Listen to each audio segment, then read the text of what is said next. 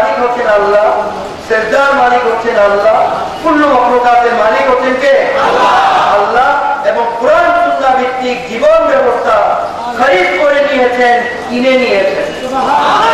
কেন? কোরআন সুন্নাহ ভিত্তিক জীবন ব্যবস্থা গ্রহণ করে আল্লাহর রাসূল কিনে মুমিন মুসলমান হয়। এবার বুঝতে পেরেছেন তাআলা রাসূল কাকে বলে? এবার আসুন পরের অংশটুকু নিয়ে যাওয়া। আল্লাহ বলছেন, আয় রাসূল, নিশ্চয় যারা আপনার নিকট বায়াত হয়েছে, আপনার সাথে ক্রয় বিক্রয় করেছে, তারা আপনার নিকট বায়াত হয় না, তাদের ঈমান করতে হবে তারা আমি আল্লাহর নিকট বায়াত হয়েছে, আমি আল্লাহর সাথে তারা ক্রয় বিক্রয় করেছি।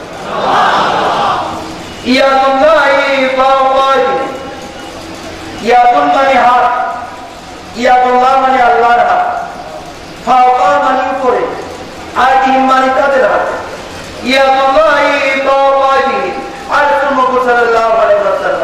যদিও তারা চর্মচক্ষে দেখে আপনার রাসূলের হাত তাদের হাতের উপর রয়েছে, কে বলছে? আল্লাহ।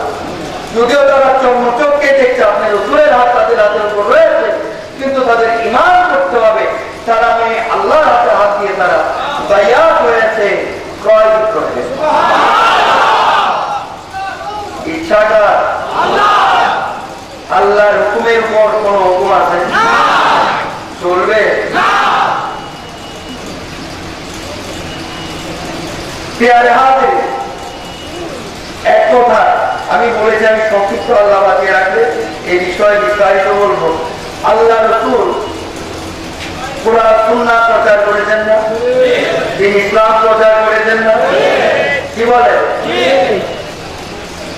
ইসলামকে পুনরায় এই ধরাধামে প্রতিষ্ঠিত করেছেন না? পুনরায় কেন বলেছি এটা অন্য সময় বিস্তারিত আমি বুঝেছি। কথা বুঝতে পেরেছেন? তো পুনরায় ইসলামকে প্রতিষ্ঠিত করেছেন না? আল্লাহ একত্ববাদকে পুনরায় প্রতিষ্ঠিত করেছেন না? করেছেন কি করেন নাই? আমি ইঙ্গিতের মাধ্যমে বুঝিয়ে যাচ্ছি। আকল মানকে ইশারা বাসো, ব্যাকরণ के लिए इशारा बासो। আকল ওনারা ইশারা দিলে বুঝে, ব্যাকরণের বুঝে বুঝার মতো। কথা বুঝতে পেরেছেন? বুঝে গেছেন কি জান নাই? আবার আকল মানবের যদি নবুজন বুঝা হইলেন, ঠিক আছে? এটা আমরা জানি কিনা? জানি তো? তাহলে এই বিষয়ে আমি আজকে যাবো না, এই বিষয়ে আমি অন্য সময় বিস্তারিত ভাবে বুঝাবো। কথা বুঝতে পেরেছেন? এটা আমি সংক্ষিপ্ত আমি বর্ণনা করছি। তো যেহেতু আল্লাহ রাসূল যিনি ইসলাম প্রচার করেছেন, এই পৃথিবীর বুকে আল্লাহর একত্ববাদকে প্রতিষ্ঠিত করেছেন পুনরায়।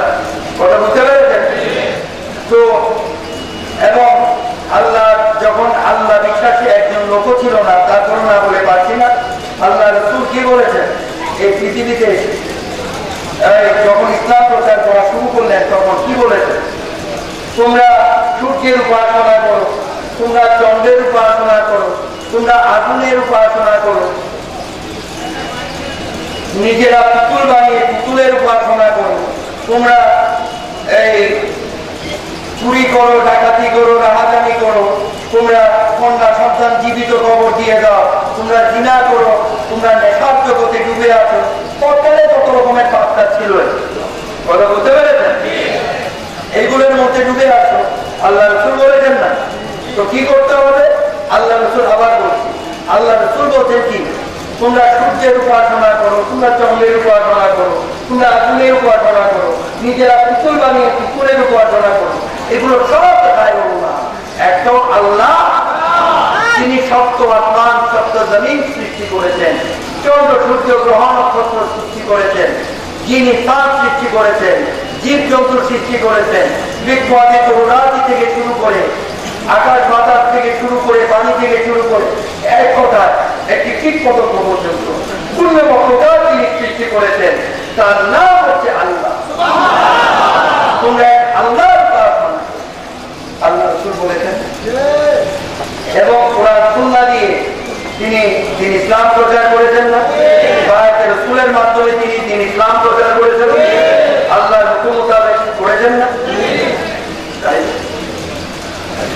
আল্লাহ রাসূল এক কথা আমি সংক্ষেপে বুঝিয়ে দিয়ে গেলাম।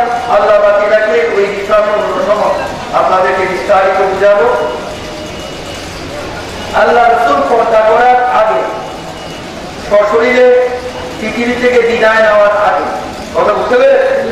সশরীরে থাকা অবস্থায় তিনি 4 জন খলিফা নিযুক্ত করেছিলেন। কি বলেন?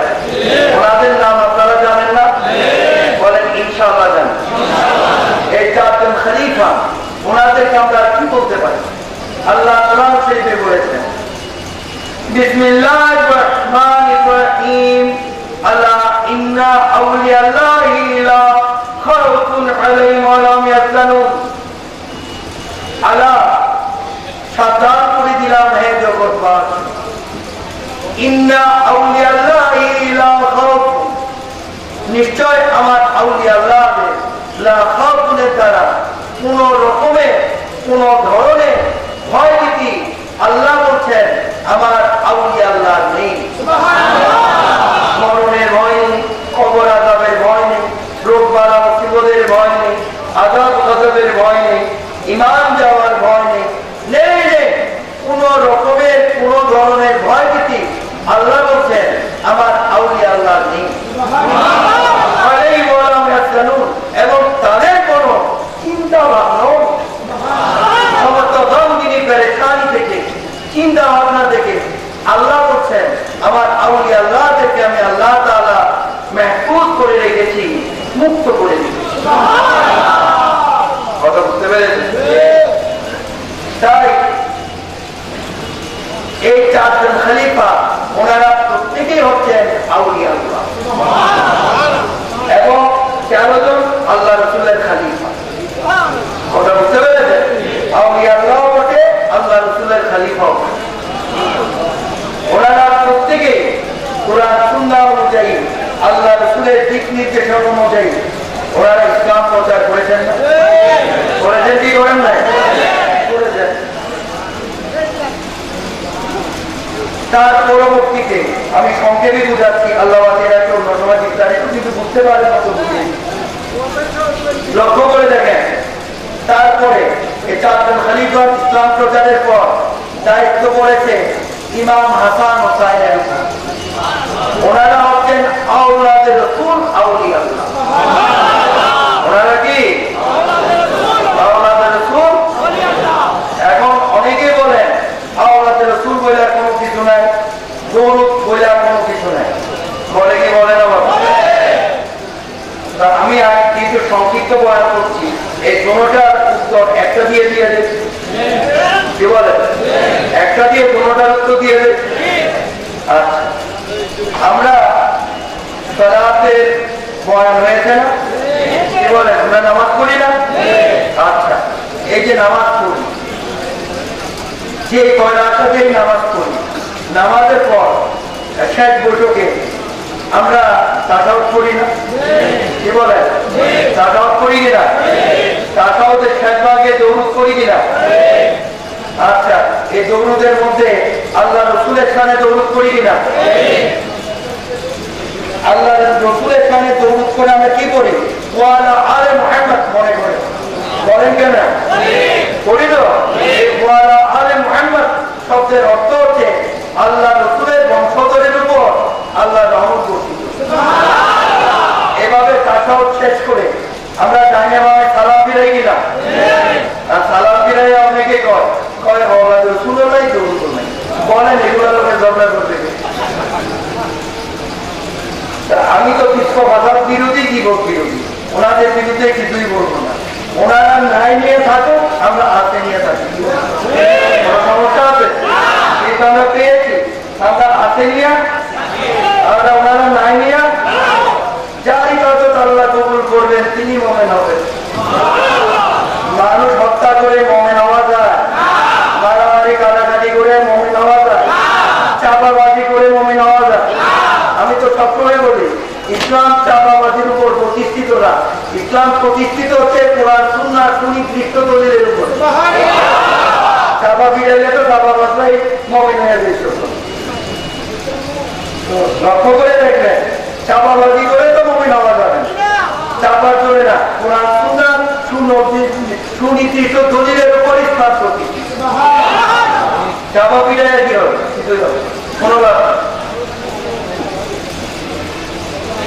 খুব লক্ষ্য করে দেখেন, তাহলে ইমাম হাসান হুসাইন, ইমাম জয়নুল আবেদিন, ওনারা হচ্ছেন আওলাদে রাসূল, আউলিয়া আল্লাহ। কথা বুঝতে পেরেছেন? ওনারা ইসলাম প্রচার করেছেন না? আওলাদে রাসূল প্রসঙ্গে একটু পরে আমি আবার আসছি, তার আগে একটু বুঝিয়ে দেই।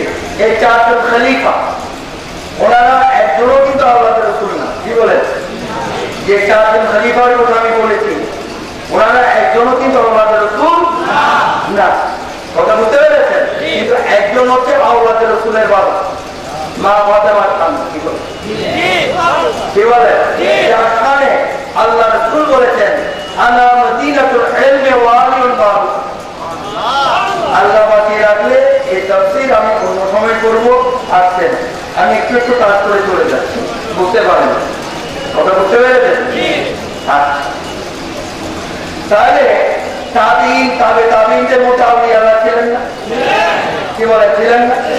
ওনারা ইসলাম প্রচার করেছেন না? এক কথা, আওলাদে রাসূল আউলিয়া আল্লাহ ইসলাম প্রচার করেছে, আবার যারা আওলাদে রাসূল না শুধু আউলিয়া আল্লাহ তারাও ইসলাম প্রচার করেছেন। যার ফলশ্রুতিতে আল্লাহ রাসূল ইসলাম প্রচার করেছেন, হোল ওয়ার্ল্ডে আওলাদে রাসূল আউলিয়া আল্লাহ ইসলাম প্রচার। যেমন ইমাম জয়নুল আবেদিন, উনি এজিদের কারাগার থেকে ছুটার পর পুনরায় তিনি ইসলাম প্রচার শুরু করেছেন এবং ওনার বংশধর চতুর্দিকে ছড়িয়ে ছিটিয়ে গেছে। কথা বুঝতে পেরেছেন? হোল ওয়ার্ল্ডে ছড়িয়ে ছিটিয়ে গেছে। আমি একটি শাখার কথা বলছি, গৌসে পাক আব্দুল কাদের জিলানী, তিনি আওলাদে রাসূল না? কি বলেন? ইমাম জয়নুল আবেদিনের বংশধর না? একটি শাখার কথা বলছি। কথা বুঝতে পেরেছেন? সংক্ষেপে বুঝিয়ে দিচ্ছি। এই গৌসে পাক আব্দুল কাদের জিলানী শাহজাদাদের মধ্যে এক শাহজাদার নাম হচ্ছেন আব্দুল ওয়াহাব আল কাদি। ওনার ছেলে হচ্ছেন শেখ সৈয়দ সাদউদ্দিন সরওয়ারি, ওনার ছেলে হচ্ছেন শেখ সৈয়দ হামিদউদ্দিন বাগদাদী। তিনি হচ্ছেন গৌসে পাক আব্দুল কাদের জিলানীর প্রপৌত্র, নাজির গড়ের। কথা বুঝতে পেরেছেন? তিনি এই ভারতবর্ষে ইসলাম প্রচার করতে এসেছেন। ভারতের গৌরনগরে তিনি ইসলাম প্রচার করেছেন। কথা বুঝতে পেরেছেন? ইসলাম প্রচার করে তিনি তৎকালীন বার্মা, এখন হচ্ছে মিয়ানমার, কি বলে, তৎকালীন বার্মাতে বিশাল অংশ ধরা তিনি মুসলমান করলেন। মুসলমান করে এক চট্টগ্রামের আদিনা হচ্ছে আরাকান রাজ্য। এই আরাকান রাজ্যে তিনি বঙ্গোপসাগর কিভাবে পাড়ি দিয়েছেন না দিয়েছেন এটা লম্বা ঘটনা, আমি সেদিকে যাব না। তিনি এই বঙ্গোপসাগর পাড়ি দিয়ে এই আরাকান রাজ্যে তিনি ইসলাম প্রচার করেছেন। এটা সামুদ্রিক এলাকা, এই এলাকায় আরো বিভিন্ন আউলিয়া আল্লাহ এসেছেন এবং আউলিয়া আল্লাহরা ইসলাম দিয়ে আবাদ করার পরে আরাকান রাজ্য নাম পরিবর্তন হয়ে নাম হয়েছিল ইসলাম। বুঝতে পেরেছেন? তার অনেক পরে হযরত বদর শাহ রহমতুল্লাহ আলাইহি এসে চাটি জ্বালানোর কারণে বর্তমানে এটার নাম ইসলামাবাদ নাম পরিবর্তন হয়ে নাম হয়ে গেছে চাটিগাঁও বা চট্টগ্রাম। এগুলো লম্বা ঘটনা, আমি এত বিস্তারিত যাবো না, ইঙ্গিতে বুঝিয়ে দিয়ে গেল। কথা বুঝতে পেরেছেন? হামিদউদ্দিন বাগদাদী বংশধর হচ্ছে গৌসে আজম আহমদুল্লাহ মাইজভান্ডারী, গৌসে আজম গোলামুর রহমান মাইজভান্ডারী, গৌসে আজম শফিউল বাশার।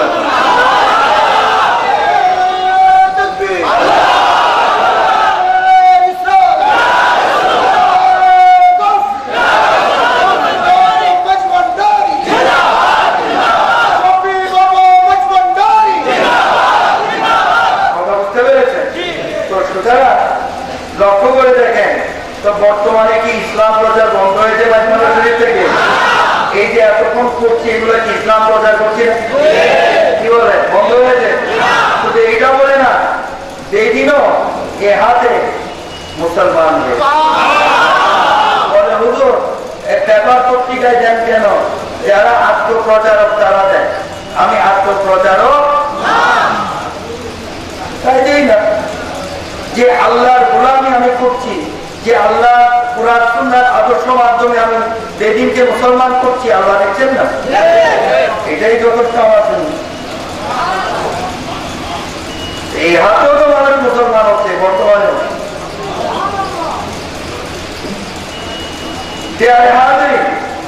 যেটা আমি বলছি সেদিকে লক্ষ্য করুন। তো সুতরাং আউলিয়া আল্লাহরা দিন ইসলাম প্রচার করেছেন না, করেছেন তো? যার ফলশ্রুতিতে এই ভারতবর্ষে আউলিয়া আল্লাহরা ইসলাম প্রচার করেছেন। বলতে পার খাজা মঈনুদ্দিন চিশতি তিনি ইসলাম প্রচার করেছেন না? সিলেটের শাহজালাল রহমতুল্লাহ ইসলাম প্রচার করেছেন না? 360 জন আউলিয়া আল্লাহ নিয়ে এসেছেন, তারা করেছেন না?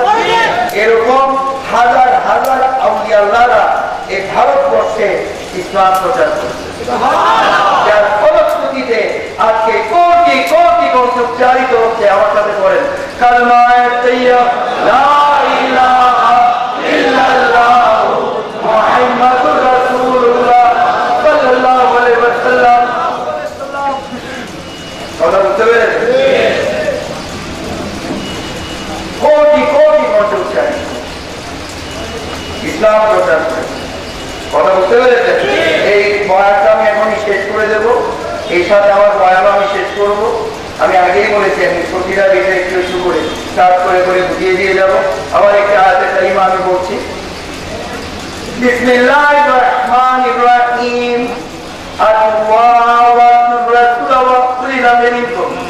আল্লাহ মুমিন বান্দারা তোমরা আমি আল্লাহর তাবেদার, ওয়া রাসূলা তোমরা আমার রাসূলের তাবেদার, ওয়া উলিল আমরি মিনকুম উলিল আমর এই না তোমরা তো কিসের কথা উলিল আমর আওলাদের রাসূল আউলিয়া আল্লাহ তাবেদার, মহান আওলাদের রাসূল আউলিয়া আল্লাহ তাবেদারি, রাসূলের তাবেদারি, রাসূলের তাবেদারি আল্লাহ বলছেন আল্লাহ কুরআন। কথা বুঝতে পেরেছেন? আউলিয়া আল্লাহ আল্লাহর রাসূলের নিকট বায়াত রাসূল গ্রহণ করা, রাসূলের নিকট বায়াত রাসূল গ্রহণ, রাসূলের নিকট বায়াত রাসূল গ্রহণ করা। আল্লাহ বলছেন আল্লাহ নিকট বায়াত কুরআন অস্বীকার করা যাবে? এবার আসুন স্কুল কলেজ, এখন অ্যাকাউন্টিং বিষয়টা খুব সহজে বুঝে যাবে। স্কুল কলেজ মাদ্রাসা আপনারা সন্তান পাঠান না? পাঠান কি পাঠান না? পাঠান তো? দেখবেন আমি একটি স্কুল ফিতেই তো বসেছি, কি বলে তাই না? তাহলে স্কুল কলেজ মাদ্রাসায় যদি সন্তান না পাঠান আপনাদের সন্তানরা মূর্খ লেগে যাবেন, কি বলে মূর্খ লেগে যাবেন? পাঠাইতে হবে কি হবে না? তো মাদ্রাসায় পাঠাইলে অনেকগুলো কোর্স আছে। আমি এটা না এক কথা, মাদ্রাসায় পাঠালে আলেম তৈরি হবে, এক কথায় কি বলে ওটা বুঝতে পেরেছেন? মাদ্রাসায় পাঠালে কি হবে? আলেম তৈরি হবে। আর স্কুলে কলেজে ইউনিভার্সিটিতে শুরু তো স্কুলে পাঠান, তাহলে আমি শুরুতে স্কুল করছি, স্কুল কলেজ ইউনিভার্সিটিতে পাঠালে কি হবে? ডাক্তার, ইঞ্জিনিয়ার, কি বলে জজ, ব্যারিস্টার, এরকম আর কোর্স আছে, এগুলার প্রয়োজন আছে কি না? আলেম সাহেব অসুস্থ হলে জায়গার সাথে, তাহলে এই জায়গায় লেখাপড়ারও দরকার। তো হ্যাঁ আমি বলে দিই, স্কুলে আপনারা সন্তান তো শুরুতে স্কুলে পাঠান না, তাহলে মাদ্রাসায় পাঠান, কি বলে তাই তো? তো যারা স্কুলে পাঠান তাদের উদ্দেশ্য করে করছে, কথা বুঝতে পেরেছেন? যারা স্কুলে পাঠান তো না আমাদের অবস্থায় বাচ্চা পাঠান, কি বলে হ্যাঁ না আমাদের অবস্থায় স্কুলে পাঠান। যখনই স্কুলে লেখাপড়া শুরু হবে ভালো একজন আকীদামুক্ত আলেম রেখে বাড়িতে তিনি এলেন শিক্ষা দিন, কথা বুঝতে পেরেছেন? স্কুলে পাঠান, আমার তরফ থেকে কোনো নিষেধ নেই, কিন্তু আপনাদের কাছে আমার অনুরোধ অবশ্যই অবশ্যই ভালো একজন আকীদামুক্ত আলেম রেখে অবশ্যই আপনার সন্তানকে আপনি দ্বীনি ইলম শিক্ষা দিতে, যাতে বালেগ হওয়ার সাথে সাথে নামাজ কালাম শুরু করে দিতে, ইবাদত বন্দেগী শুরু করে দিতে। আর যারা মাদ্রাসায় ভর্তি করাবেন আলেম সাহেবরাই মাদ্রাসায় দ্বীনি ইলম শিক্ষা দিয়ে দেয়। একটা বাড়িতে একটা শিক্ষকের কোনো প্রয়োজন যদি কেউ রাখতে দেয় রাখতে পারেন, এটা আপনাদের ব্যক্তিগত। কিন্তু যারা স্কুলে সন্তান দেবেন অবশ্যই আপনাদের বিশ্বাস করতে হবে আপনারা মুসলমান। যেহেতু আপনারা মুসলমান আপনারা যেহেতু দিনই এলেনের চর্চা করেন, নামাজ কালাম করেন, অবশ্যই আপনারা চাইবেন আপনাদের সন্তানরাও নামাজি হোক, ইবাদত বন্দেগী করুন। তো অবশ্যই ভালো একজন আকিদা মুক্ত আলেম দেখে তিনি এলেন শিক্ষা দিলে বালেগ হওয়ার সাথে সাথে সেই ইবাদত বন্দেগী শুরু করে। এবার বুঝতে পেরেছেন?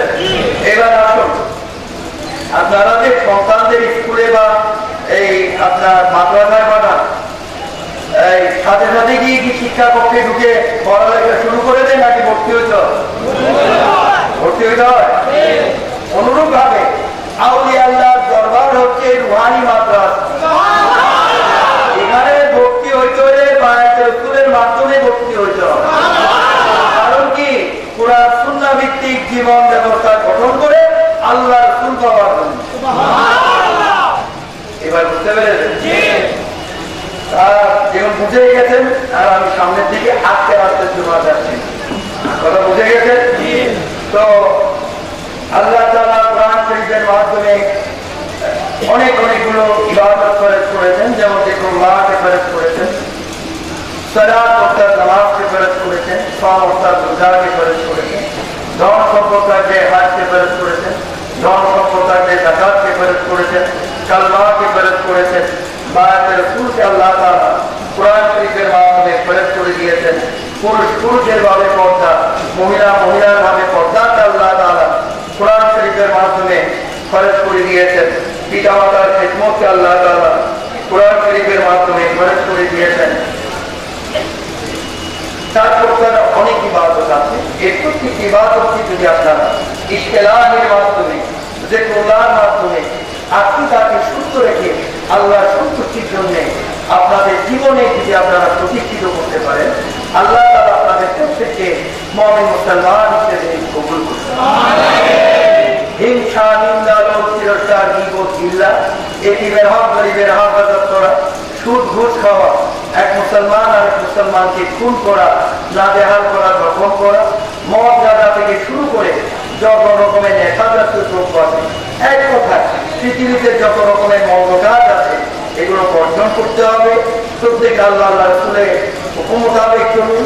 প্রত্যেকের জীবনকে প্রত্যেকে সুন্দর রাখার চেষ্টা করবেন, আল্লাহ ওয়ালা হওয়ার চেষ্টা করবেন। অবশ্যই হুজুরে কুনুত সাল্লাল্লাহু আলাইহি ওয়াসাল্লামের ওয়াসিলায় আল্লাহ তাআলা আপনাদের প্রত্যেককে সাহায্য করুন। বয়ান শেষ করার আগে আবার বলছি, মানুষ হত্যা করে আল্লাহ পাওয়া যাবে না, মানুষের উপর অত্যাচার বিচার করে আল্লাহ পাওয়া যাবে না, মানুষের হক হেফাজত করে আল্লাহ পাওয়া যাবে না, মানুষকে আহত করে আল্লাহ পাওয়া যাবে না। আল্লাহ পাওয়া যাবে পুরা সুন্নাহ ভিত্তিক জীবন ব্যবস্থার মধ্যে। এতক্ষণ আমি যা বলেছি,